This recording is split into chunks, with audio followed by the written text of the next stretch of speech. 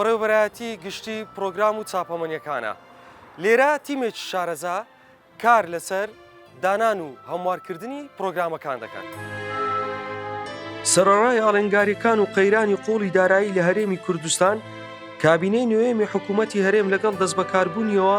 پێداچوونەوە و هەمواری پرۆگرامەکانی خستە کارنامەی کارە لە پێشینیەکانیەوە. تیمێکی گەورەی شارەزا و پسپۆران لە بوارە جیاجیەکان ساڵانە ئەرچی دانان و پێداچوونەوە بە پرۆگرامەکان دەگرنە ئەستۆی خۆیان.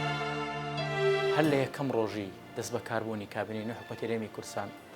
برای گەورەمان کاک مەسوود بەرزانی سەرۆکی حکوومەت لە کاتی خوێندنی بەرنامەی کار و بەرنامەی حکوومەتی هەرێمی کوردستان لەم کابینە یەکێک لە خاڵە گرنگەکانی ئەوە بوو ئەپدێتکردن و ئامادەکردنی پرۆگرامی نوێ بە پێی بەها ئستاندەرجیاکان.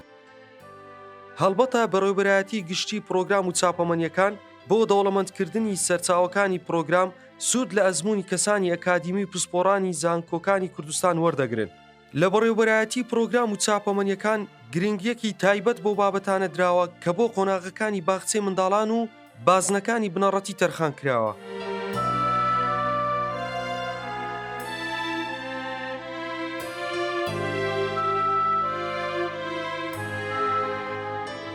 گرنگیدان بە زمانی دایک و زمانەکانی دیکە ڕنگدانەوەیەکی قوڵی لە ناو بابەتەکانی خوێندندا هەبووە.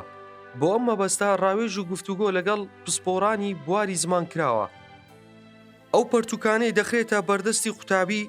کۆمەڵێک تایبەتمەندی هەیە لە ڕووی ڕنگ و دیزاین و هاوپێچ بە وێنەی پەیوەندیدار. وەزارەتی پەروەردەی حکوومەتی هەرێمی کوردستان دەرفەتی خوێندنی بە یەکسانی بۆ هەموو پێکاتە ئاینی و نەتەوەیەکان ڕەخساندووە. بە 5 زمان و شێوەزار پەرتوک بۆ قوتابیان دابین دەکرێت. سەرەڕای ئامادەکردنی پرۆگرامێکی تایبەت بە خوێندنی پیشەیی لە هەرێمی کوردستان بۆ سوودوەرگرتن لە چەمک و دەستەواژە زانستیەکان، بەڕێوەبەرایەتی گشتی پرۆگرام و چاپەمەنیەکان هەماهەنگیەتی تەواوی لەگەڵ کۆلێژ و ناوەندە پزیشکەکاندا هەیە بۆ چەسپاندن و جێگیرکردنی لەناو پەرتوکە زانستیەکان. جگەلەوەی پرۆگرامی خوێندن بە شێوەی کاغەز دەخرێتە بەردەستی قوتابیان، ستافێکی تایبەت لە بەڕێوەبەرایەتی گشتی پرۆگرام و چاپەمەنیەکان سەرجەم بابەتەکان بە شێوەی دەنگ تۆمار دەکرێت. بۆ ئەم ساڵ بە شێوەی ئەزموونی دەخرێتە بواری جێبەجێکردنەوە. پسپۆر و شارەزایەکان لە پرۆگرامەکان زۆرن بەپێی ئەو بابەتانن کە لە قوتابخانەکان دەخوێندرێ، چەند وانە دەخوێندرێ ئەوەندە پسپۆر و شارەزا لە بوارەکە کار دەکەن و بە لیژنە کار لەسەر ئیشەکان دەکەن. سەبارەت بە ناونیشانی کتێبەکان ئەو ساڵ کە بە هەموو زمانەکان و شێوەزارەکانیش چاپکرایە 495 ناونیشانمان هەیە بۆ چاپکردن. لەو 495 ناونیشانە 143 دانەیان دیسان بە هەموو زمان و شێوەزارەکان چاپی نوێنە، ئامادەکردنی کتێبی نوێنە یان ئەپدەیتی تەواو کراینە کە چاپی ساڵانی ڕابردوو ئەوان دەبنە نوێ بەنسبەت وان.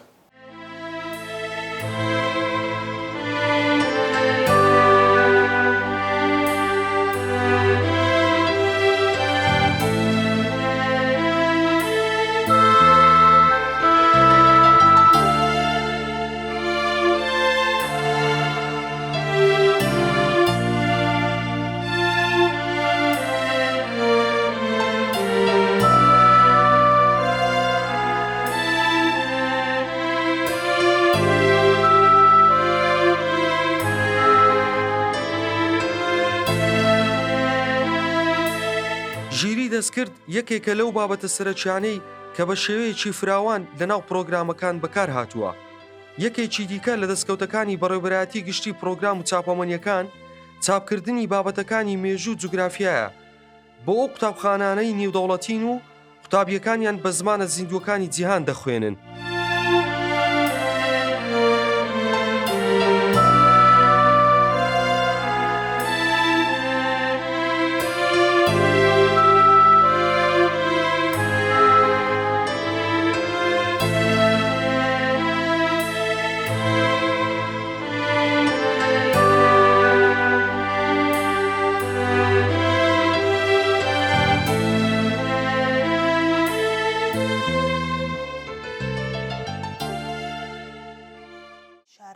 بواری زمانی کوردی لە دەروی وەزارەتی پەروەردە بینیوە کە دکتۆرە بەڕێزەکان ئەوانەی خاوەن بڕوانامەی بەرزن لە وەزارەتی خوێندنی باڵێ ئەوانەی خانە نیشێنن هاوکارێکی تەواو مابوون پاڵپشت مابوون لەو گۆڕانکارانی کە بەسەر زمانی کوردی هاتۆ لە ئەپدێتکردنەوەی کتێبەکانی کوردی سودمەند بوون لێرەوە سوپاسیانەکەن جێگەی دەستخۆشین.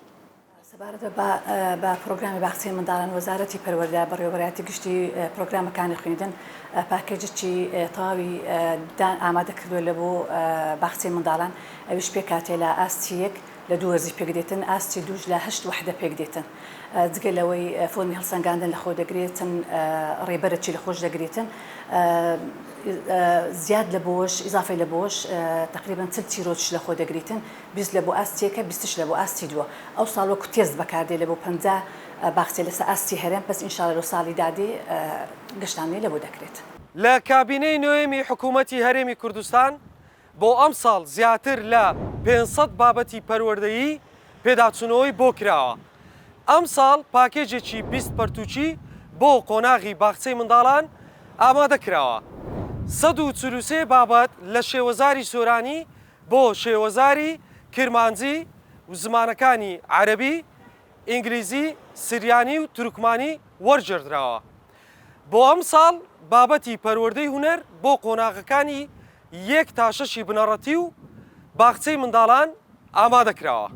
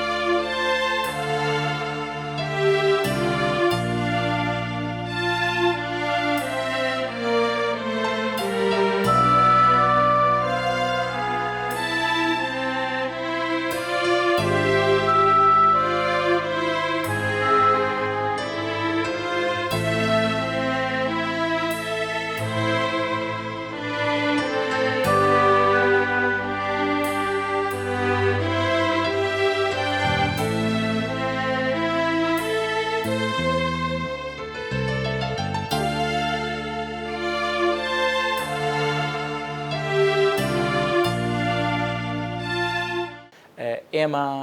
بە 5 زمان ئێستا ئەخوێنین بە کوردی، بە ئینگلیزی، بە عەرەبی، بە سۆرانی، بە سریانی، بە تورکمانی و بە 2 زاریش بادینی و سۆرانیمان هەیە. یەکێ لەو کابینە یەکێک لە بابەتە گرنگەکانی کە زۆر بایەخمان پێدا ئەویش بایەخدانە بە زمانی دایک زمانی کوردی و هەر لە یەکەم ڕۆژی دەست بەکاربوونمان لەم بەڕێوەبەرایەتی گشتیە بەڕێوەبەرایەتێکمان کردو بە ناوی بەڕێوەبەرایەتی زمانی کوردیوە توانیمان لە ڕێگەی ئەم بەڕێوەبەرایەتیەوە لە کۆمەڵی پسپۆڕی پارێزگاکان و ئەم لە ڕێگەی ئەم بەڕێوەبەرایەتیوە لە بەرنامەیەکی داڕژراوە بە سەرپەرشتی جەنابی وەزیری پەروەردە توانیمان هەموو کتێبەکان ئەپدێت بکەینەوە لە یەکی بنەڕەتی هەتا پۆلی 12 تەنها یەک کتێب ماوە ئەمساڵیش ئامادە بێش کتێبی پۆلی 6 بنەڕەتیە.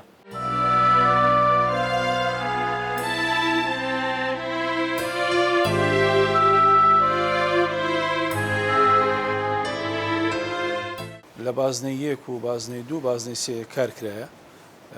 بازنەی 1 تەواو بووە پۆلی 1 و 2 3 لە خۆ دەگریتن بازنەی 2ش پۆلی 4 و 5 تەواو بووە بۆ ساڵی دابێ پۆلی 6 دەست پێ دەکرێت بازنەی 3 پۆلی 7 ئەم ساڵە دەکەوتە بەردەستی قوتابیانی خۆشەویست بۆ ساڵی دابێ پۆلی 8 دەست پێ دەکەین ئەوە بەنسبەت کتابەکان. ساڵانە فیدباک لە ڕێگەی بەڕێوەبەری پرۆگرامەکان لە پارێزگا و ئیدارە سەربەخۆکان وەردەگیرێ و دەگەیەندرێتە دەستی پرۆگرامەکان و ئێمە لێرە کاری لەسەر دەکەین و ئەو فیدباکانە زۆر گرنگم بۆ ئەو گۆڕانکاریانی کە ساڵانە لە پرۆگرامەکان دەکرێت. کردنەوەی سۆدیۆ زۆر گرنگ بوو و ڕنگدانەوەی ئەوەش ساڵی داهاتوو لە خوێندن دەردەکەوێت کە چییە؟ ئەم ساڵ بۆ ساڵی خوێندن گۆڕانکاری لە 8 کتێبی کوردیا کراوە دانانی ڕێبەریش بۆ مامۆستایان دوو ڕێبەری پۆلی 9 پۆلی 10 بۆ مامۆستایانە لەگەڵ پۆلی 5 پۆلی 7 پۆلی 3 بە هەردوو وەرزەکانە بە کۆی گشتی 8 کتێبمان ئابدێت کردوەوە گۆڕانی ڕێشەی بۆ کراوە ئەم ساڵ بە کوالێتێکی جوان لە هونەری لە ڕووی زمانەوانی لە ڕووی زانستی تەنانە زانستی سەردەمی هاتووتە ناو پرۆگرامەکان کە بە کوالێتێکی زۆر باش دەچێتە بەردەستی مامۆستایان و قوتابیانی خۆشەویست. لەژێر فەرمانی جەنابی وەزیر تەواوی با بڵین پەروەردەی هونەری لە قۆناغەکانی بنەڕەتیادا خوێندریان بۆ ئەم ساڵ کە ساڵی خوێندنی 2025-2026 بێگومان جەنابی وەزیر و وەزارەتی پەروەردە پێیان گرنگ بوو کەوانەیەکە بێ بە ناوی پەروەردەی هونەر چکە خۆی لە خۆیان پەروەردەی هونەر تەنیا لە وێنەی چێشانی سەر کاغزێ خۆی کۆ ناکاتەوە بگرە زۆر گرنگە بۆ لایەنی زەهنی قوتابی تەنانەت پەرەپێدانە بەشێکە لە زانست چکە منداڵ چەندێک فێری زانستە بێ ئەوەندەی پێویستە کە فێری هونەر بێت چکە هەردووچان هاوتا یەکتری کە ڕێ دەکەن بە تەواوەتی زانست دەچێتە قوڵایی قوتابیەوە ئێمە وەکو بەشی پرۆگرامەکان و بەشی هونەری ئەمە هەوڵمان داوە ئەو پەرتوکەی کە دایدەنین بۆ وانەی هونەر بگونجێ لەگەڵ ئەو زانستەی کە لە ناو وانەکانی تریشدا هەیە کارکردنی ئێرەوەکو ستۆدیو هەموو ئەو بابەتانی کە ساڵانە گۆڕانکاری بەسەردێ QRی بۆ دادەندرێ بۆ ئەوەی لەو ستۆدیۆیە کاری لەسەر بکرێ و تۆماری دەنگ بکرێ و ڤیددیۆی بۆ دروست بکرێ بازنە یەکەم بە تەواوی هەمووی ئەلکترۆنی کراوە و ئەو پۆلانەی کە هەر بابەتە ساڵانە گۆڕانکاری لەسەر دەکرێ دیسان بە ئەلکترۆنی دەکرێ و دادەندرێتەوە.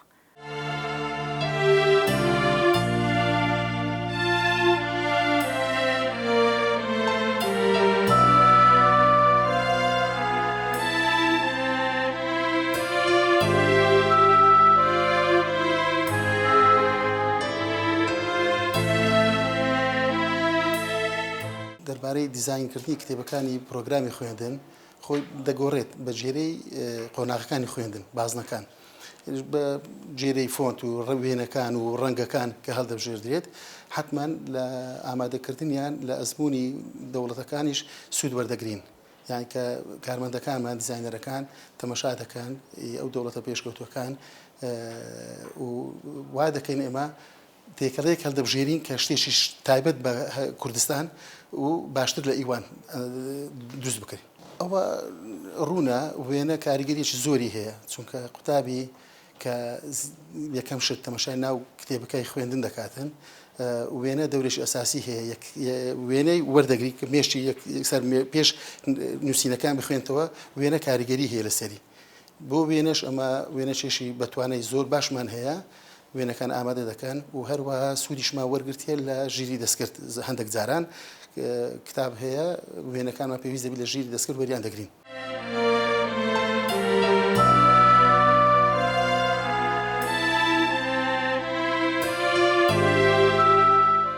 وەکو دەڵێن شۆڕشێکی گەورەمان بەپاکردو لە پێداچوونی کتێبەکانی کوردی بە تایبەتی ئەم پەرتوکە کتێبی پۆلی حوتی بنەڕەتیە کە گۆڕانکاریی ڕێشەی لە بەرێک بۆ بەرکراوە چەند کە ساتێک هاتوتە ناو کتێبەکە کە هەتا ئێستا باسییان نەکراوە کە دەورێکی باڵاشیانە بۆ لە ئەدەب و زمانی کوردی.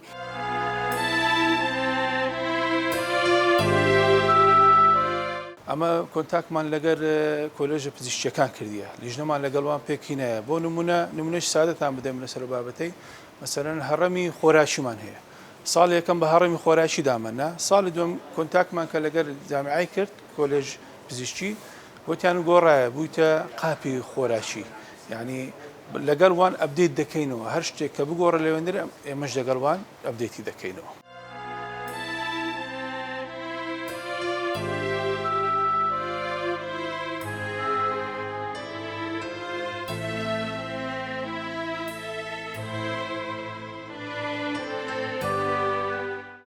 تەنانەت 4 کتێبی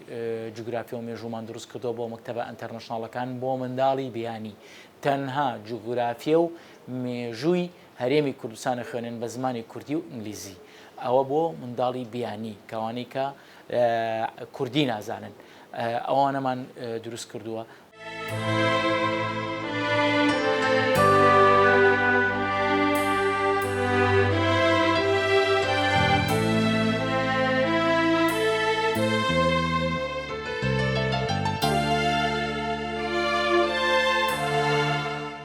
هەروەها لیژنەی باڵاشمان هەیە هەموو شارەکانی هەرێمی کوردستان لە خۆ دەگری لە زاخۆ تا خانەقین ئەوان زیاتر لە ئۆنلاین کارەکان لەگەرمە دەکەن کاتێک کە بەشێک تەواو دەکەین ئەوان پێداچوونەوەی دەکەن و ڕاو تێبینی خۆیان لە بۆ مەڕەوان دەکەنەوە.